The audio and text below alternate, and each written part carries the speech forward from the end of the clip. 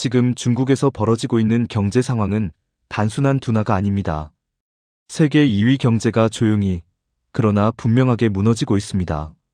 집값은 끝없이 떨어지고 공장 출고가는 3년째 마이너스를 기록하며 젊은 층은 일자리가 없어 집을 살 엄두도 못 내고 정부는 매년 수십조 원을 쏟아붓고 있지만 시장은 반응하지 않습니다. 그리고 이 붕괴의 파도는 반드시 한국으로 밀려옵니다. 중국 경제는 한 나라의 문제가 아니라 세계 경제의 축입니다. 그 축이 지금 기울고 있습니다. 지금부터 저는 중국 경제에서 무슨 일이 벌어지고 있는지, 그리고 왜 2026년이 가장 위험한 해가 될지, 무엇보다 한국은 어떤 충격을 맞게 될지 아주 쉽게, 그러나 단 한 번도 피하지 않고 정확하게 설명드리겠습니다. 중국 경제, 지금 무너지고 있습니다. 중국 경제를 이해하는 데 가장 중요한 개념은 디플레이션 압력입니다. 이 말이 어렵게 들릴 수 있지만 아주 간단히 말하면 물건값이 오르지 않고 오히려 떨어지며 사람들의 소비가 줄고 기업이 돈을 벌지 못하고 전체 경제가 말라가는 현상입니다. 중국은 이미 2023년부터 이런 조짐을 보였고 2024년, 2025년을 지나면서 그 압력이 더 강화됐습니다.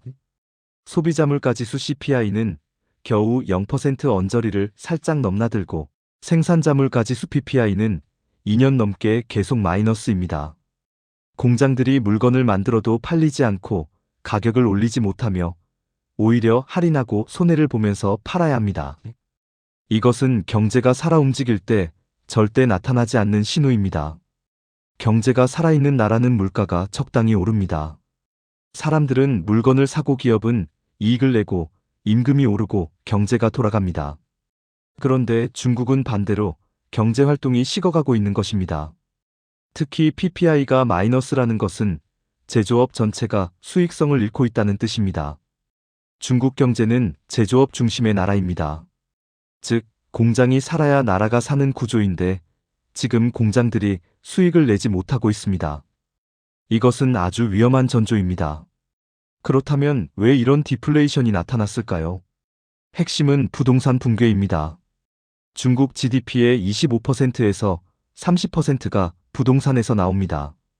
집을 짓고 건설하고 인테리어하고 가구 사고, 이런 모든 산업이 부동산을 중심으로 돌아갑니다. 그런데 중국 부동산 시장은 지금 역사상 최악의 침체를 겪고 있습니다. 에버그란데는 법원에서 강제 청산 판결을 받았고 컨트리가드는 미국 법원에 구조조정을 신청하는 지경까지 갔습니다. 미분양은 사상 최고 수준에 가깝고 신규 착공은 30% 이상 감소했으며 지방정부 재정은 부동산 세수 감소로 붕괴 직전입니다. 부동산이 무너지면 소비 심리는 즉시 얼어붙습니다. 왜냐하면 중국 가계 자산의 대부분이 집에 묶여있기 때문입니다. 한국도 비슷한 구조지만 중국은 더 심합니다. 집값이 떨어지면 사람들은 소비를 줄이고 기업은 투자 계획을 멈추며 은행은 대출을 조심하게 됩니다. 중국 디플레이션의 진짜 근원은 부동산 붕괴입니다. 이제 여기에 또 하나의 구조적 문제가 겹칩니다.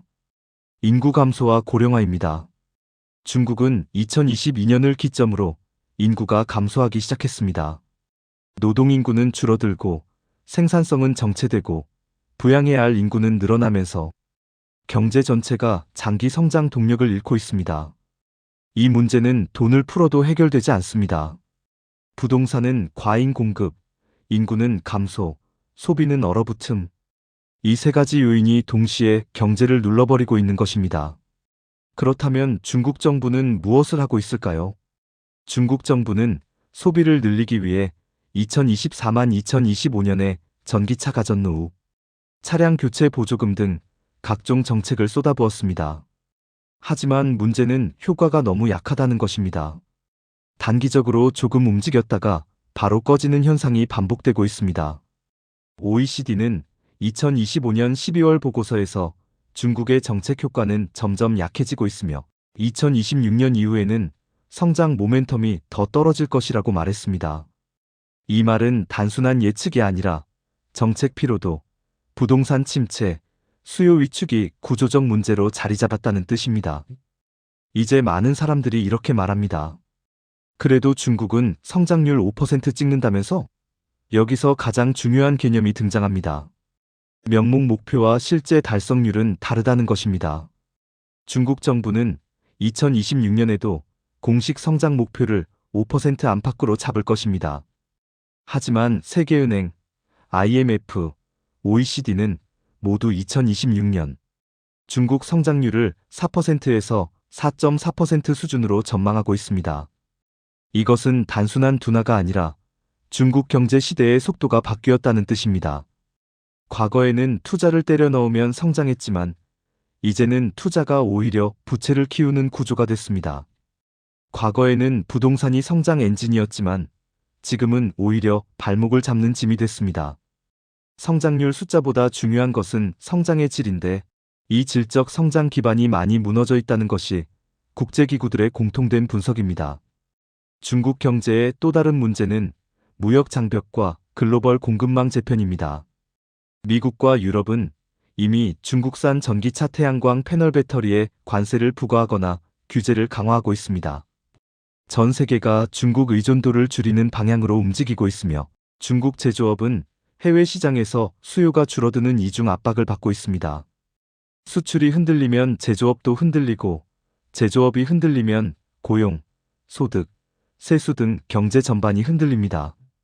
이 모든 현상의 결론은 간단합니다. 중국 경제는 2025년과 2026년을 기점으로 예전의 고속 성장 구조가 완전히 끝나고 디플레이션, 부동산 침체, 무역 압박의 3중 구조적 침체에 들어가고 있다는 것입니다. 그리고 이 변화는 한국에게 치명적입니다. 왜냐하면 한국 수출의 18%에서 20%가 중국에 있기 때문입니다. 반도체, 화학, 기계, 철강, 디스플레이 등 핵심 산업이 중국 경기 둔화와 직결됩니다. 중국의 디플레이션이 심화하면 중국 제품 가격이 낮아지고 한국 기업들은 가격 경쟁력을 잃으며 수출이 둔화합니다. 중국 부동산 붕괴는 한국 철강기계 산업에 직접 타격을 줍니다. 그리고 중국 성장률이 떨어지면 원자재, 운송, 유통 등 글로벌 가격 구조가 흔들리며 한국의 환율 불안정성이 커집니다. 이것이 바로 중국 경제 위기를 분석할 때 한국이 반드시 봐야 하는 이유입니다. 중국 경제를 흔드는 가장 강력한 뇌관은 바로 부동산입니다. 중국 경제는 지난 20년 동안 사실상 부동산을 중심으로 성장해왔습니다. 집을 지으면 그 주변에 도로, 상가, 교통망이 깔리고 그 과정에서 철강, 시멘트, 유리, 기계, 전자부품 등 수십 개 산업이 동시에 움직였습니다. 여기에 은행 대출, 지방정부 토지 판매, 주민의 자산 가치까지 모두 연결돼 부동산은 중국 경제의 심장처럼 작동했습니다. 그런데 지금 이 심장이 멈춰버린 것입니다. 왜 멈췄을까요? 아주 단순한 이유입니다. 공급은 폭발적으로 늘어났는데 수요는 사라졌습니다.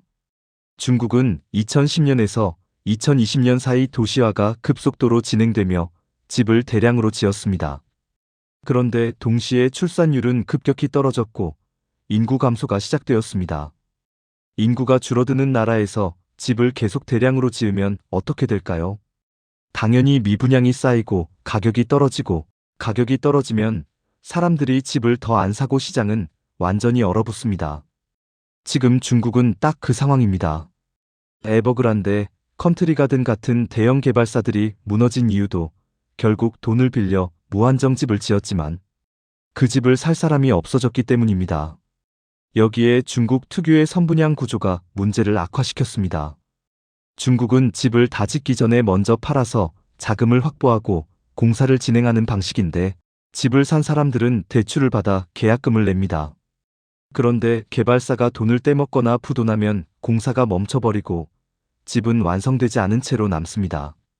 실제로 2021년에서 2024년 사이 중국에서는 건설 멈춘 아파트가 수백만 채에 달할 정도로 심각했습니다.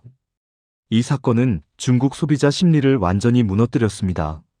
아무도 집을 사려고 하지 않게 된 것입니다. 이 때문에 중국 정부는 집값을 억지로 받치기 위해 온갖 정책을 쏟아냈습니다. 금리 인하, 대출 규제 완화, 지방정부 매입, 건설사 지원 등 가능한 모든 카드를 꺼냈지만 문제는 해결되지 않고 있습니다. 왜냐하면 지금 중국은 심리가 꺼진 경제이기 때문입니다. 집값이 오른다는 믿음이 사라진 순간 중국 경제 전체의 소비 엔진이 멈춘 것입니다. 그리고 이 문제가 2026년에 가장 위험해지는 이유는 바로 지방정부 부채와 연계된 구조 때문입니다. 중국 지방정부는 부동산 개발업체에게 땅을 팔아서 세수를 확보하는 구조였습니다. 이 땅 판매 수익이 지방정부 재정의 40%에서 60%를 차지할 때도 있을 정도입니다. 그런데 부동산이 무너지면 땅이 팔리지 않습니다. 땅이 팔리지 않으면 지방정부는 돈이 없고, 돈이 없으면 도로, 교통, 공공서비스, 기업 지원을 할 수 없습니다. 이것은 다시 지역경제 둔화를 부르고, 둔화는 다시 부동산 가격 하락을 부릅니다. 즉, 부동산 붕괴, 지방정부 부채 악화, 경기 침체, 부동산 추가 붕괴라는 악순환이 끝없이 반복됩니다. 2025년 현재 중국 지방정부의 부채 문제는 수면 위로 올라오기 시작했습니다. 지방정부 금융 플랫폼이 갚아야 하는 채무가 13조 달러에 달한다는 분석도 있고, 국제 신용평가사들은 지방정부 부채가 중국 경제의 가장 큰 시스템 리스크라고 말합니다. 이 악순환이 터지는 시점이 바로 2026년일 가능성이 높다는 것이 시장의 공통된 분석입니다. 왜냐하면 부채의 만기가 본격적으로 몰리는 시점이 2025년에서 2026년이기 때문입니다. 즉, 그동안 미루고 미루던 부채가 한꺼번에 돌아오는 시기가 코앞에 다가왔다는 뜻입니다. 여기에 중국 경제를 압박하는 또 하나의 구조적 요소는 무역 장벽과 외부 충격입니다. 미국과 유럽은 이미 중국산 전기차, 배터리, 태양광 패널에 높은 관세를 부과하거나 수입 규제를 강화하고 있습니다. 중국은 내수 경제가 약해진 만큼 수출로 버티려고 하지만 해외 시장은 오히려 중국 상품을 거부하는 흐름입니다. 특히 미국은 중국에 대한 경제적 의존을 줄이기 위해 의도적으로 공급망을 재배치하고 있습니다. 영어로 디리스킹, 즉 중국 리스크를 줄이는 전략입니다. 이 전략으로 인해 중국 제조업의 수요는 줄고, 그 충격이 고스란히 공장 가동률 하락, 일자리 축소, 기업 수익 악화로 이어지고 있습니다. 이런 요소들이 모두 겹친 결과 중국은 2026년에 5% 성장 목표를 외치지만 실제로는 4%대 성장에 갇히고, 경제 구조는 점점 더 경직되는 위험한 상태로 들어가는 것입니다. 표면적 성장률 숫자만 보면 나쁘지 않아 보일 수 있지만 그 속을 들여다보면 부동산은 붕괴 상태, 소비는 얼어붙고, 제조업은 가격 경쟁력 악화, 지방정부는 부채로 휘청거리고 있습니다. 이것이 바로 2026년이 위험한 해가 되는 이유입니다. 그리고 이 모든 충격은 반드시 한국으로 전달됩니다. 중국의 소비 둔화는 한국 수출 감소로 이어지고, 중국의 디플레이션은 한국 기업들의 가격 경쟁력을 떨어뜨리고, 중국 부동산 침체는 철강, 기계, 화학 등 한국 산업에 연쇄 타격을 줍니다. 중국 성장률이 4%대로 떨어지면 한국 제조업의 수요가 줄고, 이는 한국 경제 성장률에도 직접적인 영향을 줍니다. 즉, 중국 경제의 붕괴는 결코 중국만의 문제가 아니라 한국 경제 전체의 문제라는 것입니다. 중국 경제의 둔화와 디플레이션, 그리고 부동산 붕괴는 결코 중국 내부만의 문제가 아니라 한국 경제에 가장 먼저, 가장 크게 충격을 주는 요인입니다. 왜냐하면 한국은 지난 30년 동안 중국을 핵심 수출 시장으로 삼아왔고, 지금도 한국 전체 수출의 약 20%가 중국으로 향하고 있으며, 반도체, 화학, 기계, 철강, 디스플레이 같은 한국의 근간 산업이 중국 경기와 밀접하게 연결되어 있기 때문입니다. 중국의 소비가 줄어들고 공장 가동률이 떨어지면 한국 기업들의 주문도 줄어들고, 주문이 줄어들면 생산과 고용이 축소되며, 그 여파는 국내 제조업과 고용 시장에 직접적으로 충격을 줍니다. 특히 중국의 디플레이션이 길어지면 중국 기업들이 제품 가격을 더 낮게 시장에 공급하면서 한국 기업들은 가격 경쟁력을 잃게 되고 한국 제품의 수출 마진이 줄어들어 기업 실적이 흔들리는 구조가 나타납니다. 이것은 단순히 기업 실적 문제가 아니라 한국 원화 환율, 금융시장, 가계경제 전반에 영향을 주는 매우 중요한 신호입니다. 중국이 흔들리면 한국 환율은 즉시 반응합니다.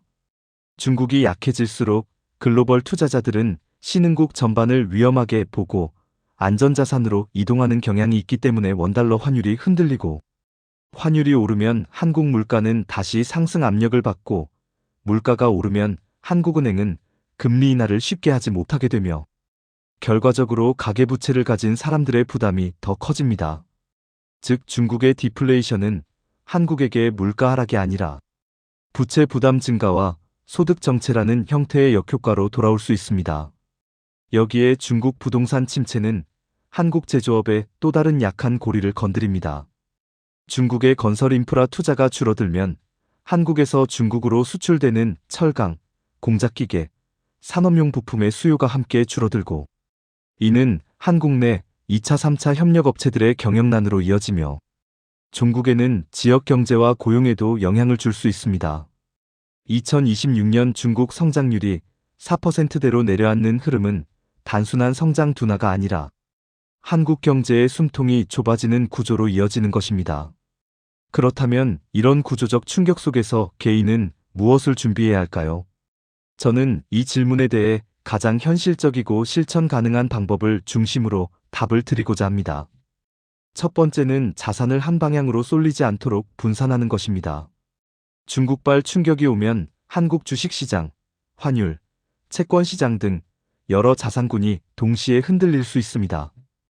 따라서 미국, 한국, 선진국, 신흥국, 주식, 채권, 금, 현금 등 자산군을 넓게 나누어 포트폴리오를 구성하는 것이 가장 기본적인 방어 전략입니다.